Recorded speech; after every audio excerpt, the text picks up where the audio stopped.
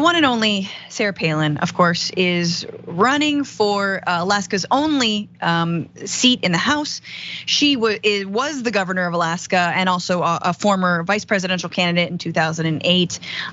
She has, tried all kinds of schemes to rehabilitate her image to sort of like be relevant. I think she was a masked singer, all the things. And now she's getting a little boosty boost from none other than the Washington Post that decided to write a very gushing piece, a la Maggie Haberman on Kirsten Cinema style piece about what makes Sarah Palin tick and why maybe we've been way too harsh on her. They write, this is by T.A. Frank, in the Washington Post, says Palin is the sporting aunt who in 2019 went on a goofy cannabis-focused podcast co-hosted by her nephew to be quizzed for an hour about matters such as whether she'd ever tried marijuana. She's the community member who, if you ran into her at a grocery store, would ask you about people in your family by name, says former high school dance instructor Sharon Peake, so her friends.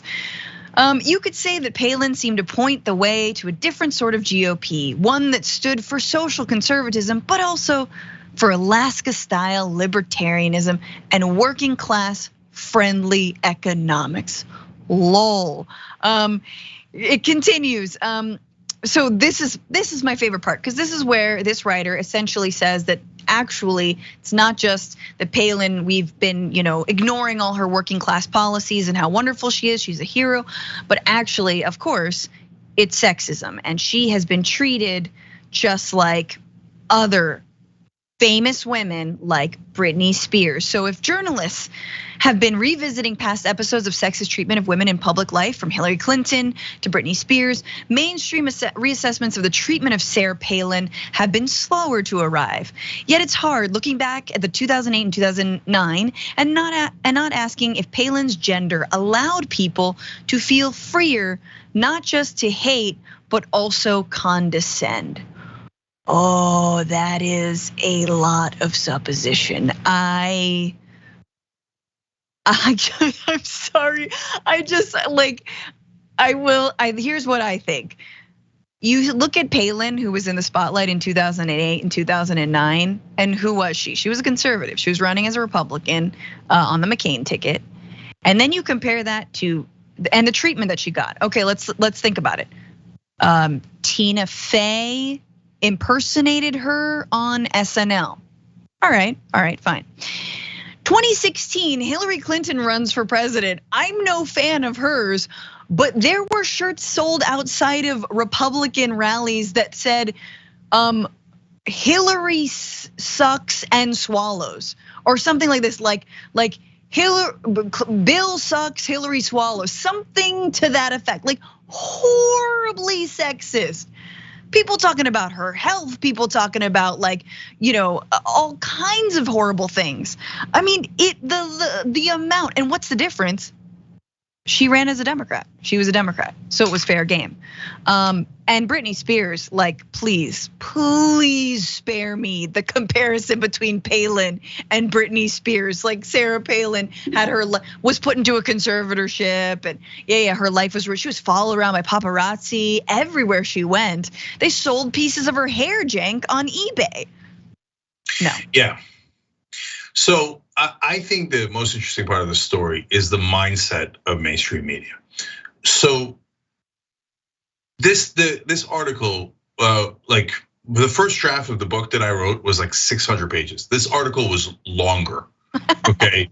And it was, and the writer acknowledges she doesn't know anything about policy. She doesn't know anything about anything. She's not right about anything. But he even actively explains, I am trying super hard to write a positive piece about her. Yep. To which I asked, why? What a weird thing for a reporter to do. Why did you set on a quest to write a positive story about her when you can't pinpoint anything positive? You have to do vague things like her friends kind of like her, although in the article he explains it's not in his framing. He's actually a lot of people close to her don't like her. She got divorced, that's not a big deal, that happens to a lot of people, right? But her ex-husband's dad is so her ex-father-in-law is endorsing her opponent. Like a lot of people close to her do not like her at all, okay? But he just mentions that tangentially. He said, but he's on this massive quest to show there's something positive about Sarah Palin. Why? What a weird quest that you're on. But more importantly, as I read this thing, I thought, look at the benefit of the doubt that a right winger gets. Has a progressive ever gotten 1% of the benefit of the doubt that the mainstream media gives Republicans like Sarah Palin? That article was more positive coverage than I have seen of all progressives in my entire lifetime combined in mainstream media. Oh yeah, and they bend over backwards to do this kind of stuff. I'm saying, like with Kirsten Sinema, same stuff. Like she waltzes through the halls of Congress like a bladedy believe. I mean, it's just insane. Like I'm thinking of someone like Linda Sarsour, right? Muslim activist, amazing racial justice organizer. She worked with the Women's March. She's been maligned and victimized. I mean, and death threats called to her. To say nothing of people like Rashida Tlaib or Representative Ilhan Omar, or Alexandria Ocasio-Cortez, maybe they've had more ink spilled on them. But when does the Washington Post do like a sort of, have we misunderstood someone like Linda Sarsour? Actually, have we misunderstood, progressive leftist women, activist organizers? No, never. The point of this is to massage our little brains into accepting yet another fascist as normal. They're gonna write this about Boebert. They're definitely gonna write this about Marjorie Taylor Greene, right? It's all coming. Yeah, and to your point, Francesca, how about Ilhan Omar? Yeah. So if you wrote that about Ilhan Omar, you could actually have an enormously substantive piece that could fill a piece that long with how she has been, maligned. And the facts that were written about, or the articles that were written about her, were actually false. So she criticized lobbyists. She was actually completely right about that. And I can show you exactly how she's been proven right on the decoupling of the infrastructure and Build Back Better. I mean, proven 100% right. I could write that article filled with nothing but facts. I wouldn't have to go to our dear cousin ran into her at the Safeway and kind of liked her. I wouldn't have to go to any of that stuff, right? And so the Palin article has almost no facts about how she's a good person, while framed in but she's misunderstood and we should all love her. By the way, she spits in the guy's face. That reporter's chasing her all across Alaska. Please, I want to write a positive article about you in the Washington Post, and I want it to be longer than the entire encyclopedia, okay? And she's like, no, right? Meanwhile, progressives are dying for one article to mention one positive thing about us. Yes. When we have all of the facts on our side. Nope, not gonna do it, So, and then on top of everything to add insult to injury, they say that the mainstream media is liberal. Oh, no, I can't stand it. And so, no, economically, they are massively conservative. Find me where MSNBC and Fox News, or New York Times and Fox News, disagrees on economic issues. Find it for me.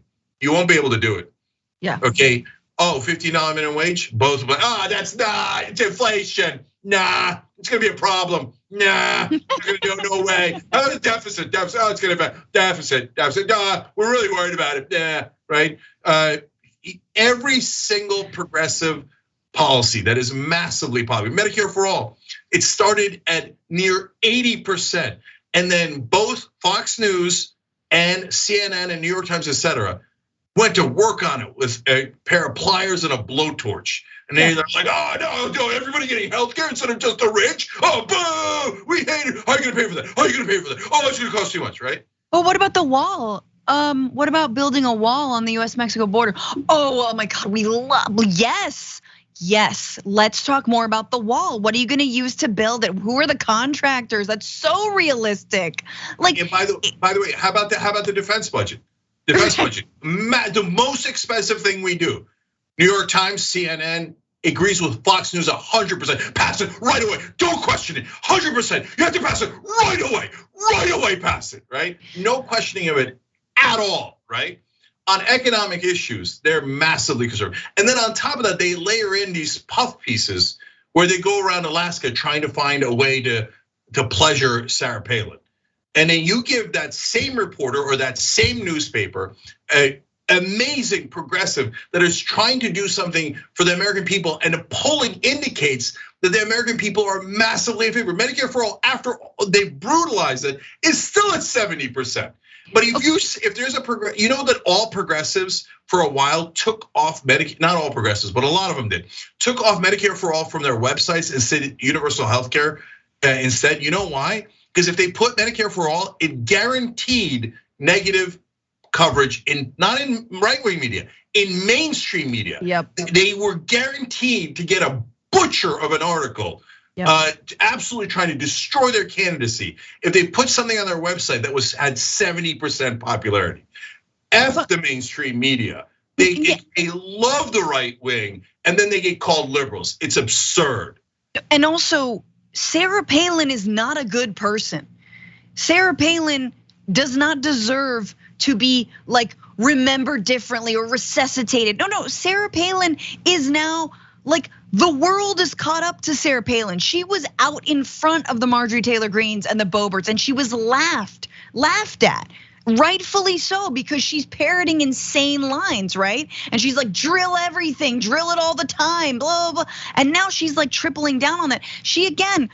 And look, there's not a causal relationship here necessarily, but Gabby Giffords was shot in the head, perhaps because of some incendiary imagery that Sarah Palin put out. So like, she was the first on that. She's saying, don't retreat, reload, was her little map.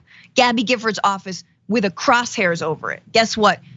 6 people died that day. She's not a good person. And instead, this Alice in Wonderland piece says it was so unfair to blame her for it. Why? He never states why it was unfair. Right. And by the way, he never states the trend that you just explained, Francesca, which is that then led to now Matt Gaetz, Madison Cawthorn, Donald Trump, so many Republicans saying, grab your guns, grab your guns. The right wing just did a symposium on how America should be armed politically, but they mean physically, literally with weapons, right? Yeah. And so she was among the people that started that trend. Grab your weapons and maybe we shoot the other side. Mm-hmm. And this resuscitates her saying that we're being unfair to her. And look, it's just mainstream media. Go find a Republican and make out with them and leave us alone, okay? And stop lying about progressives. Stop lying about where the country is. We did a story earlier in this show that showed that even on social issues like transgender rights, 66% of Americans want to protect transgender people. Is that the image you get from, forget right-wing media, from mainstream media, that 2/3 of Americans are so progressive that they really, really want to protect transgender rights? No, you don't get that image at all, because the mainstream media lies to you 24/7. Oh, center-right country, center-right country. Country's moderate, centrist. Right-wing positions are moderate, centrist, right? No, mainstream media, you're the poison. You're the poison that destroyed our democracy. And then ironically, the Washington Post says, democracy dies in the darkness. No, it dies in your newspaper. That's where it dies. Thanks for watching the Young Turks, really appreciate it. Another way to show support is through YouTube memberships. You'll get to interact with us more. There's live chat emojis, badges. You've got emojis of me, Anna, John, JR. So those are super fun. But you also get playback of our exclusive member-only shows and specials right after they air. So all of that, all you gotta do is click that join button right underneath the video. Thank you.